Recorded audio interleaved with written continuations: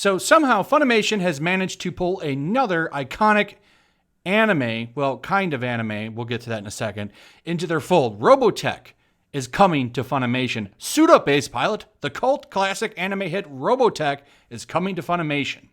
Licensed through Q Media Distribution, Robotech the series, Robotech the Shadow Chronicles, and Robotech 2 the Sentinels will join the Funimation catalog. The titles will arrive as part of an expansive agreement that includes all rights to the franchise, including home entertainment and merchandising opportunities. Now, I don't know if this means that Harmony Gold is going to get some kind of just royalty check and they're letting Robotech go and be handled by Funimation. I don't know. Robotech has a very, very crazy history. It's largely part for the legacy of anime in America, but it has a weird history as it used to be Macross, and there's this whole thing. I'll get to that in a second. But regardless, it has a fandom. Now, what I find funny about stuff like this is when it comes to big franchises at Funimation, they will treat them well. So Funimation won't disrespect stuff like Dragon Ball, My Hero Academia, One Piece. They'll translate them fairly well, and they won't crap on them. I think this is largely due to keep not hardcore fans, but normie fans interested. Normie fans, people that just come and, soak up their high-end stuff and don't really move down into the niche anime. Now, more hardcore anime people that are going to be into those niche anime, well, they're a different subject, and Funimation has quite the history of disrespecting them at just about every turn. And I think that lines up very well with a point that the S. Monroe Show says here on Twitter. So I want to be clear, I'm not crapping too much on Robotech, but the facts remain that the history of the show is kind of sketchy. So I'm going to give you a quick crash course here through this tweet and this interview here, and then we're going to move on to the point I wanted to make. So if you have interest in the real history of this, I'm sure there are very in-depth videos you can go watch on YouTube that will break all this down for you. But for the most part, just know that the show has a lot of weird stuff with copyright and changed a lot of stuff. So Monroe Show says, very impressive how Funimation keeps the legacy of the classic anime industry alive. This week alone, we've had employees gloating that they butchered a dub, and now they're releasing a product that's notoriously hated by the creator for abusing copyright law and ruining his work. So here is kind of a quick crash course on this. In America, they have modified a version of Macross, which is called Robotech.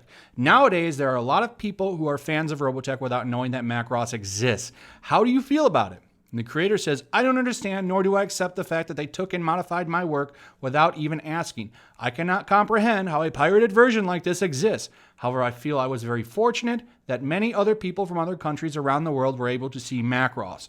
Harmony Gold has a lot of new projects around Robotech in America. I think they are working on a new movie. For example, do you take any credits from the American Robotech works? The creator responds, I don't know about it. Please support the official Macross releases. So it's kind of a funny parallel here to how Funimation has this coming in and how the employees treat customers. So that's the point that Monroe was making, and that's the point that I'm going to dive into here a little bit. Now, I talked about this in a video a couple days ago where they were changing lines. I think it was in Uno. I'm not too sure if to go back and check the video, but they did it again. They changed a line where the original dialogue was how crude, and they changed it to that the male character was a misogynist pig. And it's not the first time they've done that. They've done it several times, particularly the famous one was in Prison School where they changed a line to Gamergate dialogue, which had nothing to do with what was actually used in the anime. Japan people don't give a damn about Gamergate. So let's move past the funny references there that Robotech and Funimation are both kind of disrespectful to anime. But let's move into Jamie Marchi. Okay, so regardless how you feel about Robotech or not, it's a big release for Funimation. It's a big get. Okay, that's another one for their fold. So that originally, I believe, was announced on the 21st. At least that's the date that I have on Twitter. So we go to the 20th. Jamie Marchi being smug and talking and bragging about changing anime lines. Now, I want to be clear on the anime I just covered. I don't know if she was officially a part of that. Somebody that sent me that checked the credits and didn't see her name in it. So I don't think that she was involved. Now, she's making this quote here and being funny because I'm sure some people were blaming her because she absolutely is responsible for a few shows and their changing of dialogue. So she goes on here, just remember, if there are any line changes in any anime, any script, anything that ever offended anyone who ironically uses the terms like SJW and feminist agenda, I wrote them. I wrote them all. Now, the reasoning that I'm pointing out the dates is because you have a high-profile release in Robotech. Funimation's getting Robotech, okay? That's a big deal. They're getting a big fandom there to potentially come consume their products. And then you go and you look at what their employees are doing, casting them in a bad light, being smug, splitting the anime community. I find it funny, okay, if you didn't know, Jamie Marchi was one of the people that was sued during the Vic Mignogna stuff, okay? An event that split the anime community pretty hard down the middle. A lot of fans are bitter at each other right now. Jamie Marchi, not helping that. And it's funny that I hear all the time from all of these voice actors that were Kick Vic about how they want to help heal the anime industry. They want to heal the community. And then you have them doing crap like this. You don't want to heal anything. I've said it and I've said it time and time again. These people aren't happy with you just being their fan. It's, are you worthy of being their fan? Do you fit the criteria of being considered their fan? It's backwards, which I find funny. These are D-list celebrities. Okay, I've seen plenty of pictures of Jamie Marchi's line at conventions. No one's in them. You think you'd be nicer, you'd be like Vic and have lines that go out the door, but, you know, it is what it is, I guess. We go into 21st. I have the best agendas, bragging. Anyone that's tweeting on this, she's going and retweeting them. Look at this. It's not your job. If it is, then your job needs to be removed from the company. You are not a creator. We do not need you to be a creator. She says, all of them. It me. Now, she's being sarcastic and kind of being a jerk here. She obviously doesn't change all of them, but to the fact that she's just being an ass about it. Okay, she's treating people like garbage, which is nothing new for Jamie Marchi. She's done it time and time again, especially over the past year. None of them have handled this situation very well, and they're going to continue to tick off fans and keep the wound open. That's what they're going to do. And hey, I guess you just keep destroying it. I find it funny. You want to heal the community, but you keep retweeting stuff like this. Regardless, it's me.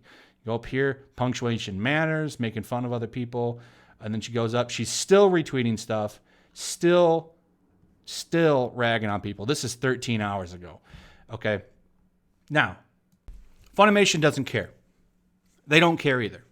This is why they don't care. They've encouraged it. They've retweeted them.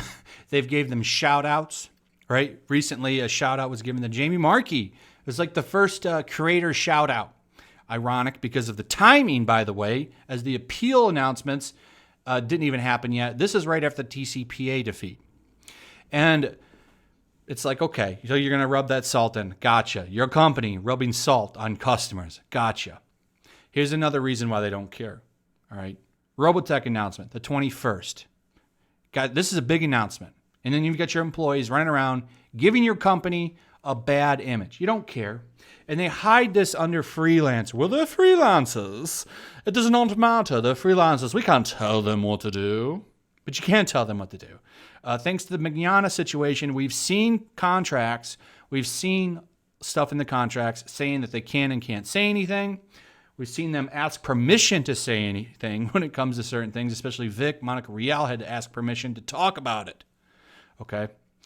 Another thing, we had the Funimation leaks recently. They didn't say anything about that, but they sure did say something about Vic, right? Okay, so one thing outweighs the other. That's just a small point. But the point is, big release, companies making asses of themselves. They don't say anything. They don't care. They don't care about you. All they want is for you to ignore it. They think they're big enough to it won't matter. Okay, they're going to get money regardless. And maybe that's right. But for an industry that has a huge pirating problem, I would think they would want to cater to fans a little bit better. It seems that they don't. They're too big to fail. too big to fail. So they'll just keep hiring asses that want to crap on customers. And, you know, hey, Robotech fans, come on in, take this spit in your face and enjoy your anime. Enjoy your anime. Anyway, I just find this funny that they'll let fans be spit on. They got a big release in Robotech here, and we've got a big high-profile employee right now. She's high-profile right now because of the Vic Mignogna stuff, and that's a face of your company. It's all good. They just announced Real had some new parts coming up in another anime, so you know the work is still flowing in for a lot of these people. Kara Edwards, I believe, is on it too, so that's nice. That's nice. Oh, not Kara Edwards, Sarah Wineclaff, the one with the crazy brother. So she's still getting work. All of these high-profile KV people, they're just moving in, and Funimation's like, just keep trashing the customers. It's all good, man. It's all good. Anyway, let me know your thoughts on this. Like and subscribe. Hit that notification bell, and I'll see you guys. Oh, yeah, make sure you're still subscribed, by the way. Make sure you're still subscribed. That's a big deal right now. Anyway, I'll see you guys on the next one. Peace.